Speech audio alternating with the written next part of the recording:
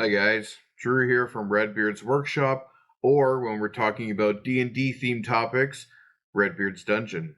Now, like I mentioned in my YouTube short video that introduced this video I'll be putting out today, I wanted to make a video on some tips I have for being the best possible D&D player at your table. Reason being is because live shows like Critical Role and Dimension 20 are increasing the popularity of the game, and games like Baldur's Gate 3 have introduced an entire new generation of people to Dungeons and Dragons as an option for gameplay. And there's a lot of people who are looking to join D&D games, whether you have some friends you want to get together with, whether you want to use websites like startplayinggames.com to find games you can play, if you want to do one-shots, campaigns, whatever it is. A lot of people are looking to dip their toes into this genre and see if it's for them. And so I think the more tools that people have, the better. The more you kind of feel comfortable jumping into something, the more enthusiastic you're going to be, the more fun you're going to have, the more fun everybody at your table is going to have. So I've been playing D&D now for just over 12 years. I've been running D&D campaigns for 3 to 4 years myself. And even though that doesn't seem like a very long time, that has been over 30 players, 3 or 4 long campaigns, some campaigns that I've recently just started, dozens of one-shots. I've run all kinds of games. I've played in lots of campaigns. So I have the unique perspective of knowing what mistakes I've made as a player, the things that made me enjoy the game more as a player, and the perspective of a dungeon master. So I wrote down 8 tips that I found from personal experience can make playing D&D a lot better for you, your DM, everyone else around the table, and make sure that you get the most out of it. Now, my list doesn't mean anything because your experiences might be completely different than the ones I've had. And there's tons of DMs out there that all recommend different things. There's players that recommend different things. This is just a list of things that I came up with that I thought were important for people to know when they're beginning their journey into D&D. But take it with a grain of salt. Listen to it, ignore it. It could be really useful information or it could be really useless information. Sometimes it may be good, sometimes it may be shit. All right, so tip number 1. Plan your character with your dungeon master.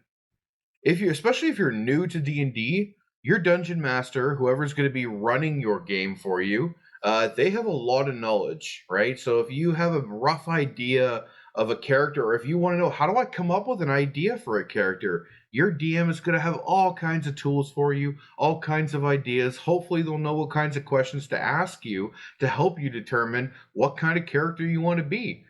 For me personally, I sometimes just think of a color scheme, or think of a character, and then try to create something similar or unique. Or sometimes I make a parody of a character. So I take something and then I make the opposite of that. Whatever it is, your DM will work with you on that. The other reason I find it's important to ask them first is because the character you want to play might not fit into the world that they want you to play in. If they're running an actual published Wizards of the Coast Dungeons and Dragons adventure, most likely there aren't too many restrictions on what kinds of race you can play as, what kind of class you can play as. Most of the time you're free to do whatever you like. However, if your dungeon master created their own world, their own characters and quests and political systems and everything else and factions the way I do for all of my campaigns, sometimes I have to say no. If I have an entire race who literally are only the bad guys, they were all created to serve one entity, or a certain race were all wiped off the face of the earth, it's going to be challenging if a player wants to play as that race or class. It can also come in handy if they want to be part of a thieves guild, or they want to have studied a certain wizardry school, or they want to be a part of a paladin order or something like that. They can come to you and say, hey, I want my character to be a part of this group. Is that possible? And you might say, absolutely. I have this group that I created as a dungeon master for this campaign. These are the options, the different factions. I'm going to give you a description of each of them. Which one would you prefer? I choose option B. Great, you're a member of this order. Here's a list of NPCs you'll have to know, so if you hear their names or run into them later on, you can impress everyone else at the table by being like, oh, this person knows know stuff. They know what's going on. That's cool. You can have really interesting background information about characters, and you can get excited about where your player fits into the campaign before it even starts. The other reason it's important to discuss with your dungeon master is because they can go over your backstory together. And if your character has interests or aspirations, your DM can actually create quests specifically in the campaign, or they can create encounters with NPCs that directly have to do with you and your character and your story. And if they're a good dungeon master, they'll give everyone the spotlight at different times throughout the campaign, but they can tie events that relate to your character into different sections of the story, which will get you excited and make you feel more intrigued at what's happening and drawn into the game. That's the beautiful thing about D&D compared to video games. You buy a video game, that's the story. It's solid, it's unmoving, and it's going to be the same for the most part. You know, there are some exceptions, but it's going to be the same for everybody. With the D&D campaign, I've always said the dungeon master is not telling the story, the table is telling the story. The players are telling the story. So based on what you want to achieve with your character and what your character's backstory is, the story that everyone's playing through could very much change, not only based on your choices, but on the things that happened, you know, to your character before the campaign even started. So you absolutely cannot go wrong by taking time to discuss your character with your dungeon master before the game actually begins. My second tip is to ask questions in and out of sessions. So, for the most part, DMs love being asked questions, not only because it's good for us to refresh our own memories sometimes, but also because it shows that our players are engaged, which makes us feel good because it makes us feel like, oh, we're doing something, it's working, we're achieving something. My players are interested. Especially with new characters, often people are, or new players, people are, you don't know. Can I do this? Can I do that? What can I do on a turn? Don't be afraid to ask questions about the mechanics and about the procedures and about the rules. Again, because it's good for DMs to refresh themselves, but also because there could be two or three people at the table who have the same questions you do. And by you asking the question, you're allowing everyone at the table to get the answer. It's only going to make sure that everybody has more knowledge of what their options are, what they can do, so that they can make whatever choice is going to make them have fun. You guys are going to have fun. And for the most part, if you're a new player, everyone's going to be patient and let you ask questions. The D&D community is very beautiful because it's very welcoming and it's very patient, and we're excited to have new people join us in the community and fall in love with D&D the way we have. So never be afraid to ask questions to your dungeon master or even some of the more experienced players at your table. And you can do so after games too. If you're not sure about how something works and you're maybe a little too nervous or shy to ask during the session, message your dungeon master afterwards. Talk to them, between games, and ask any question that you want to know, because we definitely want to teach you and we want you to have all the information possible to have the most fun and get the most out of your D&D sessions. All right. So my third tip is a little dependent on the type of game you're playing. But it's to go at your own pace, make sure that you're comfortable, but immerse yourself in the gameplay. Don't be afraid to get a little weird with it. Make like quirky, weird decisions, both with character creation, with accents you might choose to use, with decisions in game. If you see a painting on the wall and you think, oh, it's crooked, maybe if I straighten it, it'll open up a door, do it. Worst that could happen is you straighten it, nothing happens, and everyone looks at you kind of funny, and that makes a fun moment where everyone like at the table laughs, right? Do things, be creative, and I understand that might take time for some people. If you're shy, if you have a bit of social anxiety, sometimes it takes time for you to find your voice and feel comfortable doing that, and that's absolutely okay. Which is why I say go at your own pace. D&D to me is a magical game, not just because there's magic and creatures. It's magical because I have personally known all kinds of people who have social anxiety, depression, all kinds of issues that prevent them from experiencing fun and interaction with people. But through D&D, whether it's because of the welcoming community, or if it's because they're voicing through the guise of a character, They allow themselves to feel more comfortable, come out of their shell, and have fun with it. And if you're somebody who's worried, like maybe I'd like to play D&D, but I don't want to have to do voices, I don't want to have to talk that much, just tell your DM, hey, I'm really interested in giving this a try, but I'm really shy, ease me into it sort of thing. And eventually you might be comfortable to start speaking in an accent or making suggestions in the group that are a little weird, a little crazy. But I'll tell you, the more chaotic things get sometimes, the more fun they are too. And there's nothing more entertaining for a DM than to place a conundrum in front of players and then have them all discussing and making weird suggestions and trying things where the DM can just quietly sit and just watch people like really ponder and discuss an issue. For me, that's gold. That is, my players are enjoying this, they're engaged, and it's like a teacher watching people achieve, right? It's a great feeling, and I really love watching that. So don't be afraid to once you're comfortable with it, try things, make suggestions, speak up for yourself, and have fun with it. The more immersed you get into character, the better. If you want to dress up, dress up, wear costumes, wear face paint. I've done that. My brothers have done that. It can be a lot of fun sometimes. If you're comfortable doing a voice, sometimes that helps because doing an accent helps you think like that character. For example, my one fighter barbarian's got a very rough Scottish accent. That helps me understand what he's thinking, and I get into a different cadence with my voice.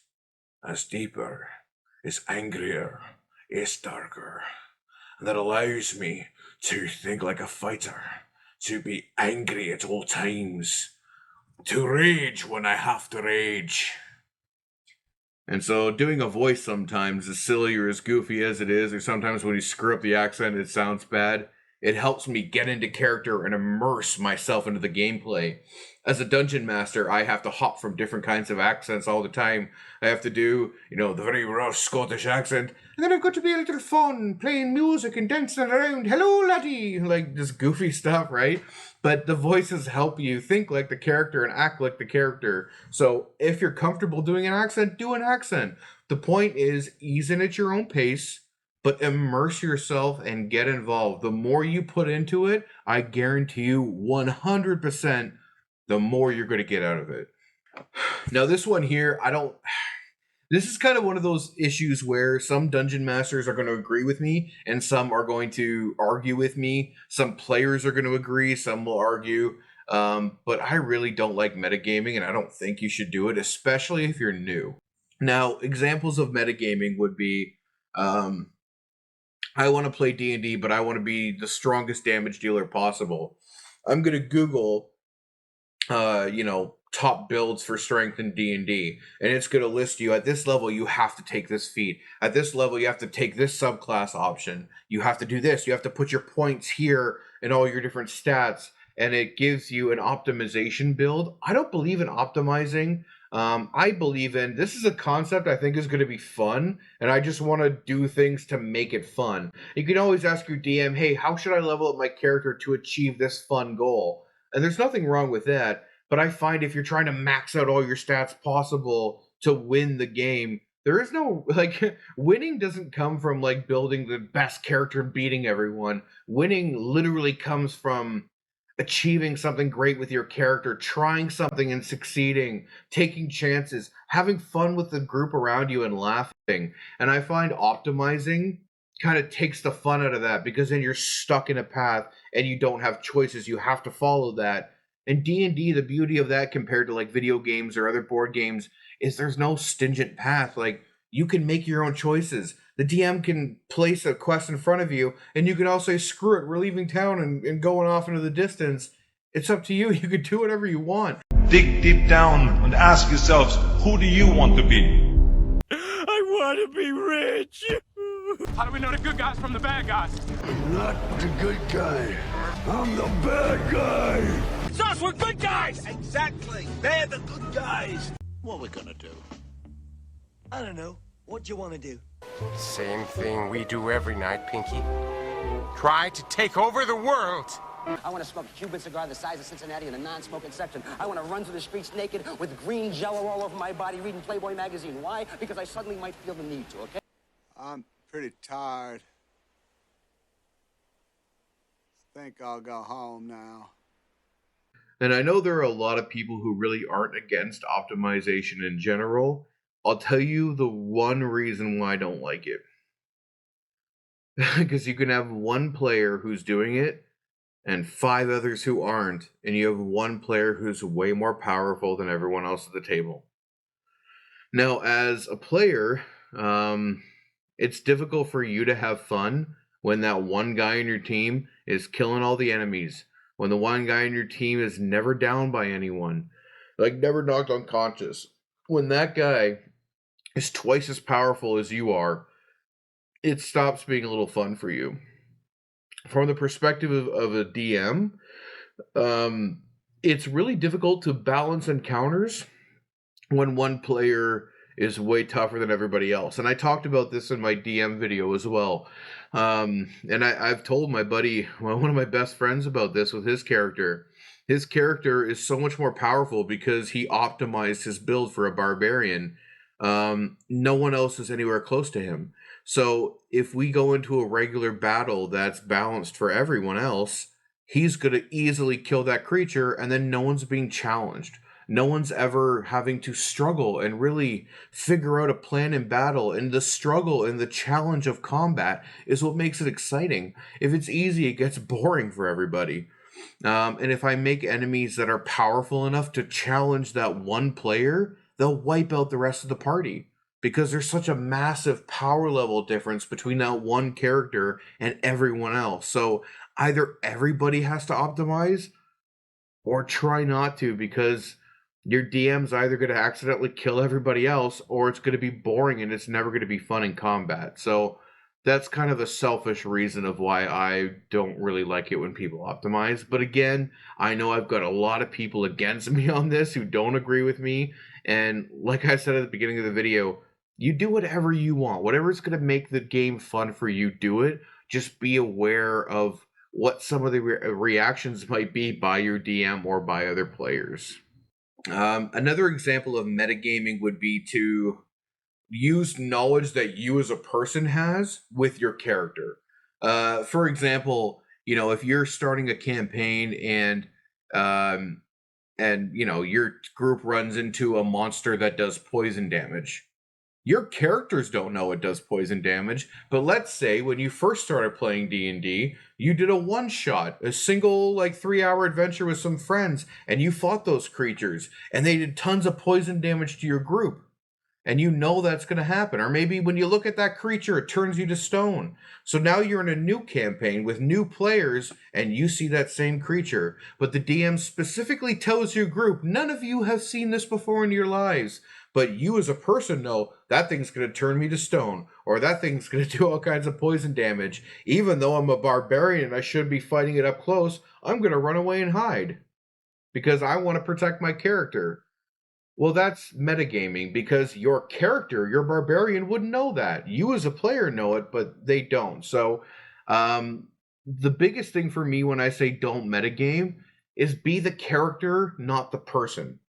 Play your character, and even if you know something isn't right, but your character would do it, do what your character would do, because you're going to have way more fun role-playing. That's the whole point. This is just for fun. The best example of that I can give is Critical Role's Travis Willingham. Anyone who's watched the Amazon Prime series of Vox Machina, or has watched their first campaign on Critical Role, he played a Goliath barbarian named Grog. And Grog was very stupid because all of his points went into strength and none of it went into intelligence. And there was a session where he was bartering with the merchant and ended up paying thousands of gold coins more than he had to. He would barter with this guy, and he kept offering more money, thinking he was being slick because he's dumb. He doesn't understand what he's doing. And everyone else at the table was cringing and putting their head in their hands. Some of them were laughing, and they were just they couldn't believe that what they were hearing, but their characters weren't there. Their characters were somewhere else, so they couldn't do anything to stop it. So they're just listening to this. And he does it because Travis knows, I'm going to spend all this money. It's going to screw me over. It's going to screw the party over. And it's going to be terrible. But His character doesn't know that. His character's dumb. He thinks he's doing something great. So he was able to sacrifice his own pride and play the character, which is great because in the end, everyone at the table laughed about it. It was a funny memory, and goofy stuff like that bonds you to the other players at your table. 1,000. That's just above, like, 4. Sort of. We have 14 dragon teeth. We have... Don't tell him all the numbers. You're not there. 4 cups of blood. It's probably more like a gel right now. About... Thank you. all of the dragon's teeth and 3 of the vials of blood. What? Done. So please try your best not to metagame. Let yourself experience things truthfully, and you will appreciate them so much more. Right now, number 5, my 5th tip for being a better Dungeons and Dragons player. Don't be a rules lawyer. This one comes from player experience and DM experience. As a dungeon master, there is nothing more frustrating than one of my players constantly telling me what the rules are and how I'm doing it wrong.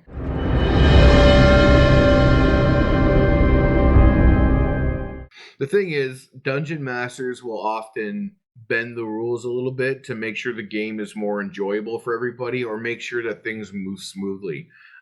If they're ignoring certain rules or bending certain rules, there's usually a good reason for that. But on top of that, the DM is the godlike entity of the world, right? They're in control. So if they choose to change some rules, that's tough. They're allowed to. There is nothing wrong with asking for clarification. I've had players do that to me before, where I've kind of ignored a certain rule because an enemy was so powerful that was the whole point. Like, they're so powerful they could ignore certain rules, or conditions were so rough that certain things didn't apply, and they would just ask questions on clarification, and I would explain, this is a homebrew or like a homemade rule. In this situation, because of X, Y exists.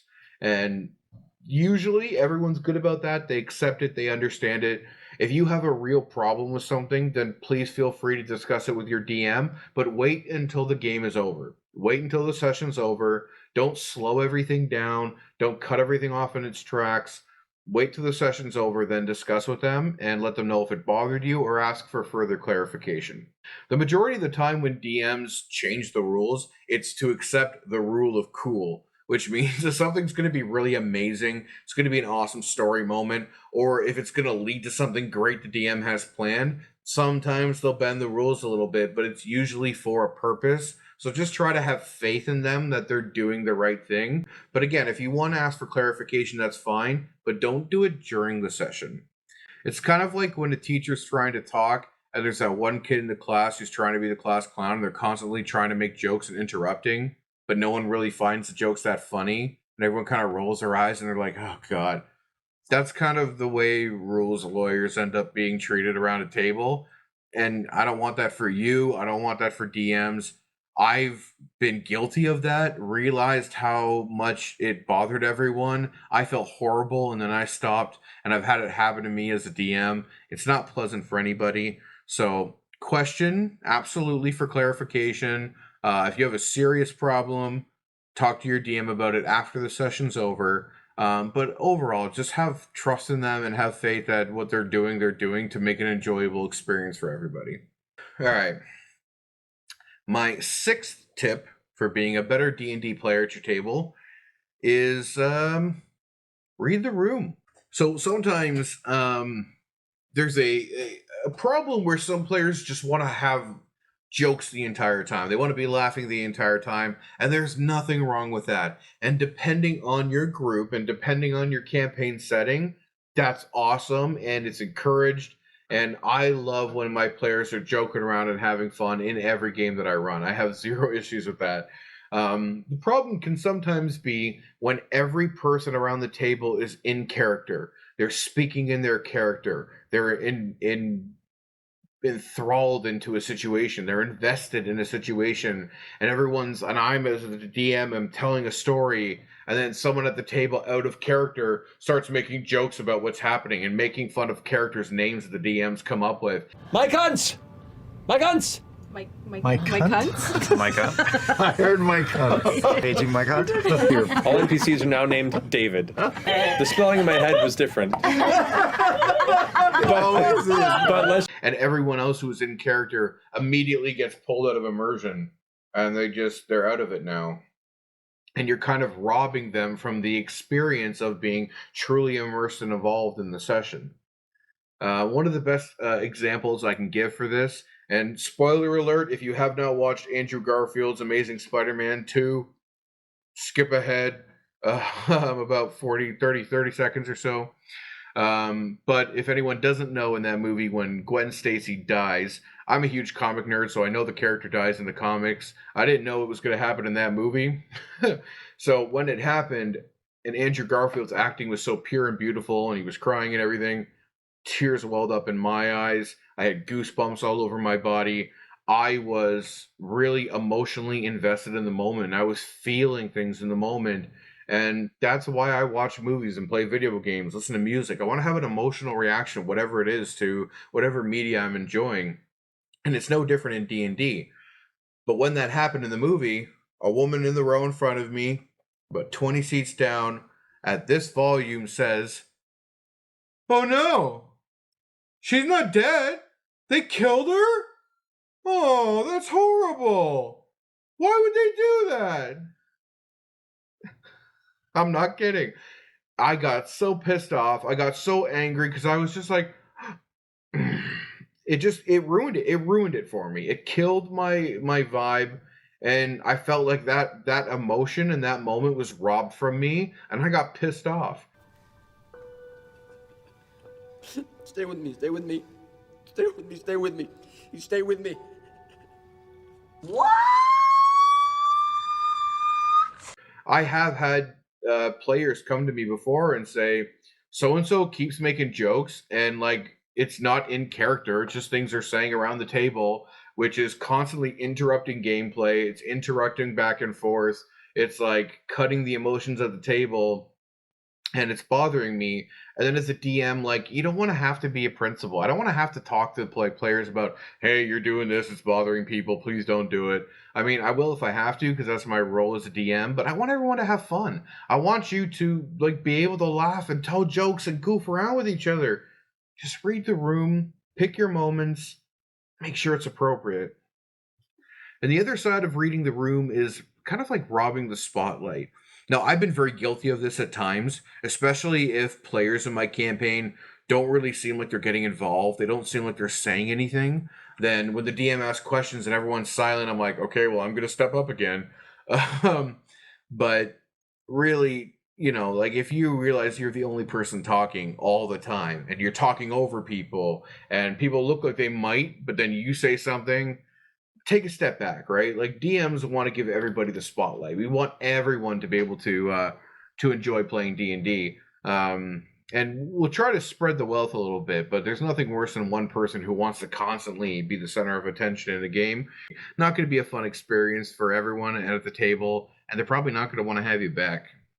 All right, my 7th tip is a little similar to my second one about asking questions. My 7th tip is try it. Don't be shy, speak up. Now, if you have an idea in the game and you think, oh, it's kind of weird, I don't know if I should suggest this, suggest it. Suggest it every time. I'm telling you 100%. The more weird you get with D&D, the better. We love crazy suggestions as DMs, as players. When someone in the group comes up with a crazy-ass idea, we're excited to see if it works. I've been to places where there were a giant spider had hung bodies up into like little webbed cocoons up in the ceiling, and we fired fire at the creature and ended up burning all the webs, and then like flaming bodies covered in webs started falling throughout the fight, doing damage to people. And we kind of like thought maybe it would work, but weren't 100% sure. So I mean, that was something where we had a crazy idea and we thought we'd give it a shot, and we did, and it ended up working out well. We've also done things where You know, we had an idea and we suggested it to the group and we tried it and nothing happened, right? But trying those things is exciting and it gives everyone a chance to kind of collaborate together, even if someone's not the person whose character is going to be comfortable being the center of attention. Contributing fun, weird ideas to the group is a good way to make sure you're getting involved in the story also. No, we don't gnaw on our kitty. Leave Minnie Mr. Bigglesworth alone. Just love him, stroke him.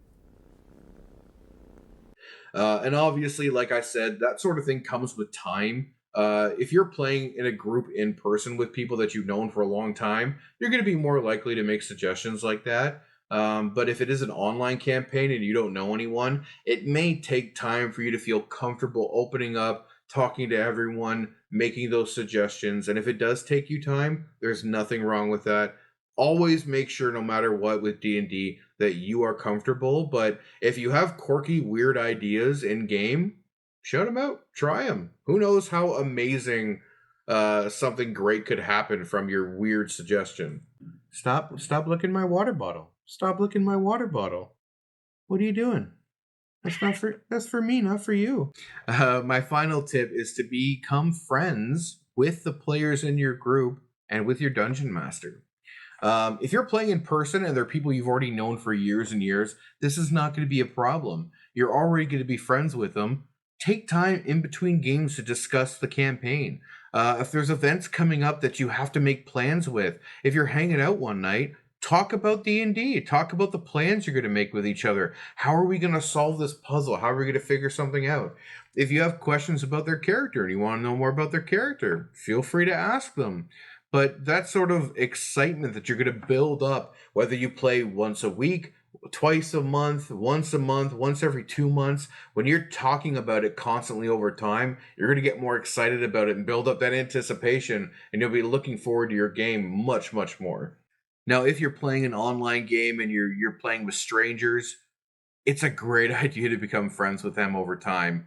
The Elysia campaign that I dungeon master on startplayinggames.com, I lucked out. I got 5 players that are amazing. My brother's one of them. But then I got 4 other players who are strangers that I'd never met before. They signed up for my games, and a couple of them were brand new to D&D. And honestly, I've told them this before. I feel so lucky that I got the group that I did. They're all amazing people. There was definitely some bumps along the road of communication and getting to know each other. But now everyone works really well together. We're firing on all cylinders. We've been playing for 8 months now, every 2 weeks. And I consider them friends. And we chat throughout the week, sharing memes, of not just memes about funny stuff, but memes about the game and about things that have happened in the campaign and about certain characters in the campaign. And we make references to jokes about each other's characters and stuff like that. And at this point, I consider those players in my campaign my friends. And then it's great because when there are challenges in the campaign, like in the actual game, or there's things that might be uncomfortable to say with strangers, when you're friends outside of it, you're much more comfortable immersing yourself in a character and allowing yourself to get involved in the story because you're not uncomfortable around them. These people are friendly to you. So, yeah, I think it's incredibly important to be friendly with your players and talk to each other in between the games. If not about the campaign, if not about D&D, just shoot the shit and have fun because you'll be much more comfortable being yourself and having the most fun possible in your D&D game. Whew. All right, long talk. I actually filmed this twice because the first time I filmed it, I used my computer and realized I didn't have my microphone on. So that was fun. But I'm happy to get this done the second time.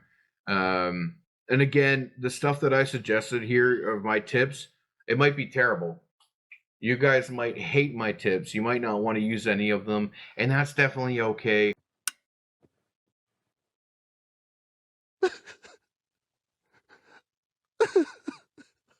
I just tried to come up with some tips that I've noticed as a player that I'm guilty of or noticed other people doing, or things that as a dungeon master have negatively affected my ability to run the game, or that other players have come to me and complained about that a certain player's actions kind of made things difficult for them. So I want you guys to have fun. I hope these tips give you some ideas of how you can have the most fun possible and also get along with everybody at the table. If you'd like some more D&D content, you'd like to hear about maybe some of the D&D subclasses that I've created, some of the worlds I've created, a class that I created recently, or some of the many magical items that I've made, I'm happy to make videos on that or any other topics that you'd like. Thank you guys very much for joining me here in Redbeard's Dungeon, and we'll see you later on in the channel.